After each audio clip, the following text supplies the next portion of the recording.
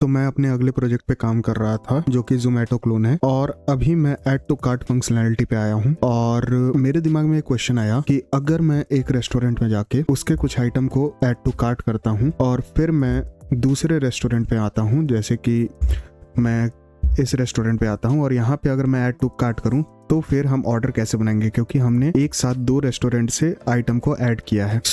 मैंने जोमेटो पे कभी भी ऐसा किया नहीं था, इसलिए मुझे ये क्वेश्चन आया दिमाग में। बट मैंने खुद से एक लॉजिक लिखा और लॉजिक कुछ इस तरह से है, पहले मैं दिखा देता हूँ। दूसरे आइटम से जैसे ही मैंने ऐड टू कार्ट किया यहाँ, तो मुझे एक एरर आया कि आप अपने कार्ट को एम्प्टी कर सकते हो, उसके बाद दूसरे रेस्टोरेंट से आइटम को ऐड करना। तो मैंने कुछ इस तरह का लॉजिक लिखा और एक बार मैं एक्सप्लेन कर देता हूँ अपने लॉजिक को।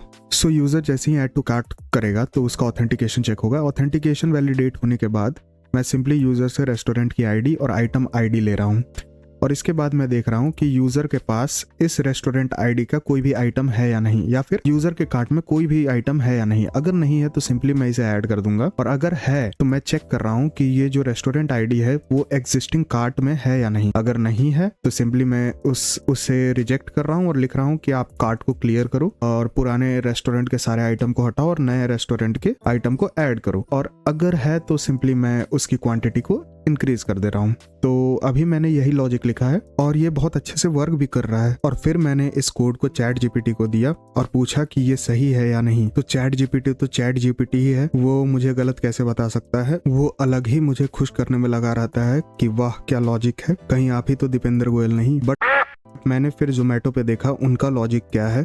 मुझे वहां से पता चला कि वो हर एक रेस्टोरेंट का अलग से कार्ट बना देते हैं और बारी बारी आप उससे चेकआउट कर सकते हो। अब मैं सोच रहा हूँ कि मैं अभी अपना ही लॉजिक रहने देता हूँ और इस पे आगे काम करूंगा, क्योंकि अभी मुझे राइडर का और सारे यूजर का एपीआईज बनाने हैं और फ्रंट एंड पे भी काम करना है। तो देखता हूँ कि फ्यूचर में इस लॉजिक पे कोई दिक्कत आती है या नहीं, और अगर कोई दिक्कत आती है तो मैं इसे चेंज करूंगा और जैसा जोमेटो का है वैसा ही कर दूंगा। और आप बताओ आपको ये वीडियो कैसा लगा, और मैं आगे भी इस प्रोजेक्ट का स्टेटस इसी तरह शॉर्ट्स में बनाता रहूंगा। आप बस लाइक और सब्सक्राइब कर देना।